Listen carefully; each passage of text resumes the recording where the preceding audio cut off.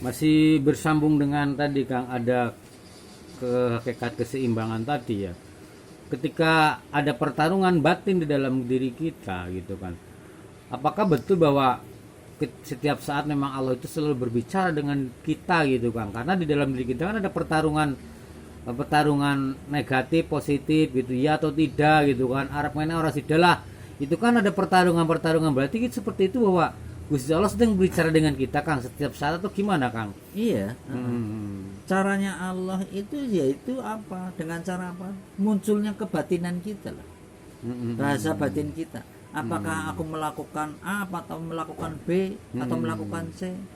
Terserah kan seperti itu. Tapi kalau bisa ambil yang paling bijak. Seandainya tidak, jalani saja. Jalani saja sehingga nanti punya hikmah. Iya kan? Contoh misalkan di saat katakan Edi membuat aku marah.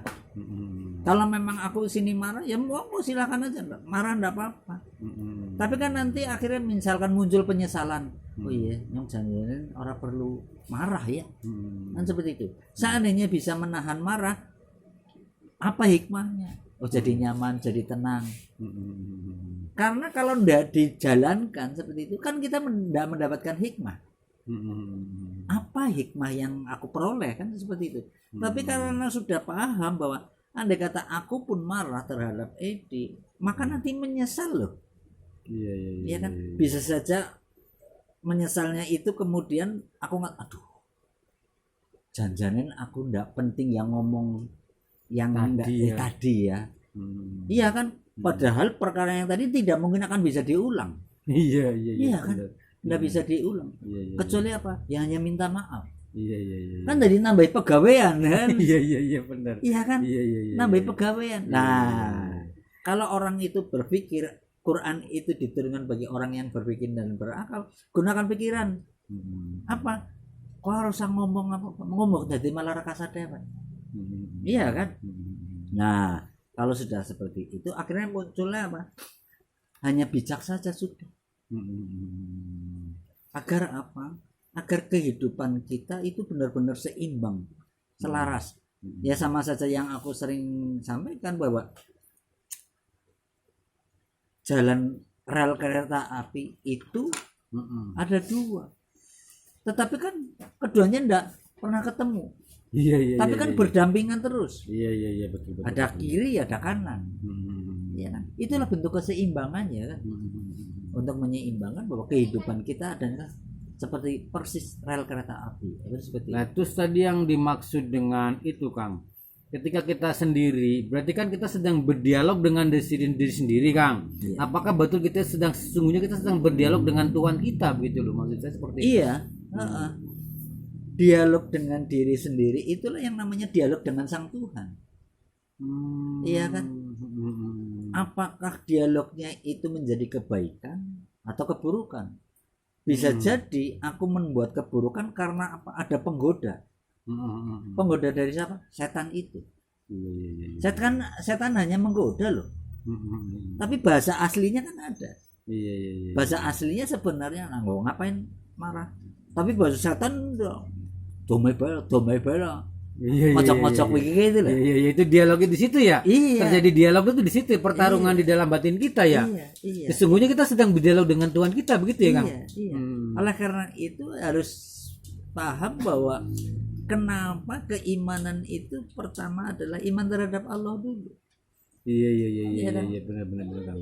Iman kepada malaikat, iman kepada kitab-kitabnya, iman kepada Rasul, ya. Terus iman kepada hari kiamat, iman kepada qada dan qadar. Benar semua. Nah, sekarang yang jadi masalah iman kepada Allah itu yang gimana?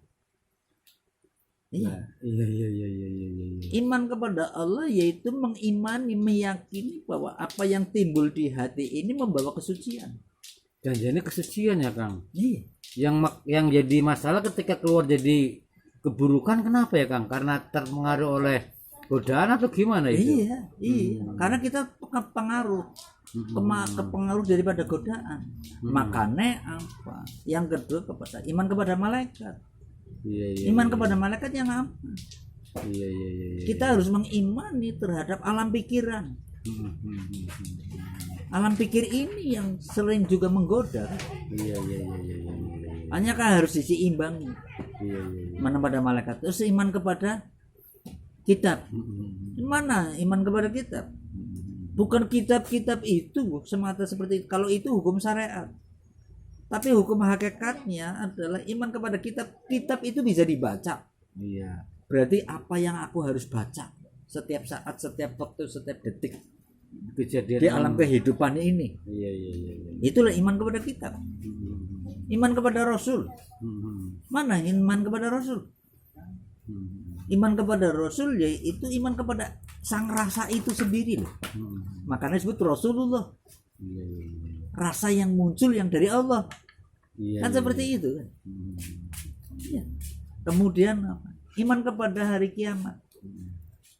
Bahwa kita mengalami kiamat itu setiap saat, setiap waktu, setiap detik. Iya. Mana kiamatnya? Kehancuran, hancurnya diri kita loh. Pengakuan kita, jabatan kita, pikiran kita. Karena kan seperti itu. Nah, kemudian harus iman kepada qada dan qadar. Qada itu kepastian, qadar itu tentang ketetapan. Iya kan? Di saat katakan dua orang lagi berjalan kepaduk, itulah yang namanya qada. Ayo kepaduk, dua-duanya kepaduk. Qadarnya, kadarnya itu kan berbeda. Iya. Satu orang lecet, orang apa, mau kepaduk, ini lahim kayak gitu. Satu malah jadi kakinya patah. Semua itu karena berdasarkan kadarnya. Sehingga rukun iman itu benar-benar harus dipahami, dihayati. Kejadian ini yang setiap saat, setiap waktu aku tuh harus mengimani kan.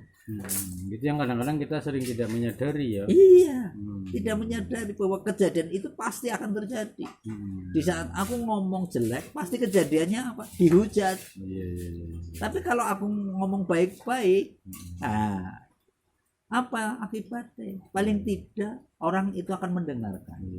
Orang itu akan menghargai. Itu kan seperti itu. Terima kasih Kang. Iya.